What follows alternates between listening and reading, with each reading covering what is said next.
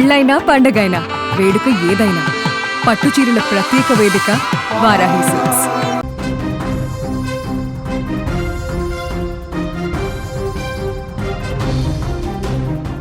తెలంగాణలో వాతావరణం వేగంగా మారుతోంది.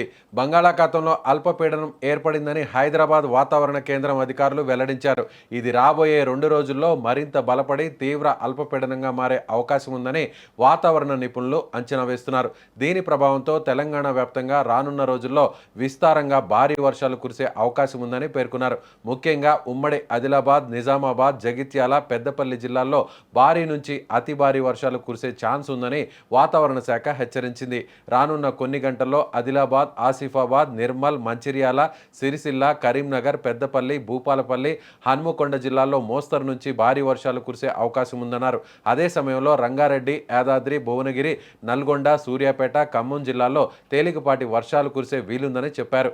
ఈ నేపథ్యంలో ముంపు ప్రాంతాలు, లోతట్టు ప్రాంతాల ప్రజలు అప్రమత్తంగా ఉండాలని, అత్యవసరమైతే తప్ప బయటకు రాకూడదని అధికారులు సూచిస్తున్నారు. జీహెచ్ఎంసీతో పాటు జిల్లాల యంత్రాంగాన్ని ప్రభుత్వం అప్రమత్తం చేసింది. అల్పపీడన ప్రభావంతో తక్షణ వర్షాలు కురిసే అవకాశం ఉన్నప్పటికీ ఈ ఏడాది నైరుతి రుతుపవనాల సీజన్ ఒడిదుడుకుల మధ్య సాగనుందని సమాచారం. పసిఫిక్ మహాసముద్రంలో ప్రస్తుతం బలహీనంగా ఉన్న ఎల్ నినో పరిస్థితులు క్రమంగా మారుతున్నాయని భారత వాతావరణ శాఖ హైదరాబాద్ కేంద్రం సంచాలకురాలు ఎస్ స్టెల్లా తెలిపారు. జూలై, ఆగస్టు నెలల్లో ఇది మధ్యస్థంగా మారి సెప్టెంబర్ నాటికి మరింత బలపడే ప్రమాదం ఉందన్నారు. దీని ప్రభావం వల్ల ఈ ఏడాది నైరుతి రుతుపవనాల కాలంలో రాష్ట్రంలో సాధారణం కంటే తక్కువ వర్షపాతం నమోదయ్యే అవకాశం ఉందని ఆమె స్పష్టం చేశారు.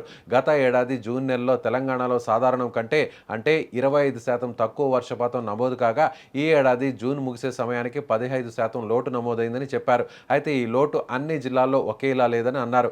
మధ్య తెలంగాణ జిల్లాల్లో సాధారణం కంటే చాలా తక్కువ వర్షాలు కురిశాయన్నారు. ముఖ్యంగా వరంగల్, హన్మకొండ జిల్లాల్లో ఏకంగా 60 నుంచి 70% వరకు వర్షపాత లోటు ఉండడం గమనార్హం. ప్రస్తుతం ఏర్పడిన అల్పపీడనం వల్ల కురిసే వర్షాలు ఈ లోటును కొంతవరకు పూడుస్తాయని చెప్పారు. మొత్తంగా చూసినట్లయితే ఈ ఏడాది వర్షాలు తక్కువగానే ఉంటాయని, ఈ మేరకు రైతులు సాగు ప్రణాళికలు సిద్ధం చేసుకోవాలన్నారు.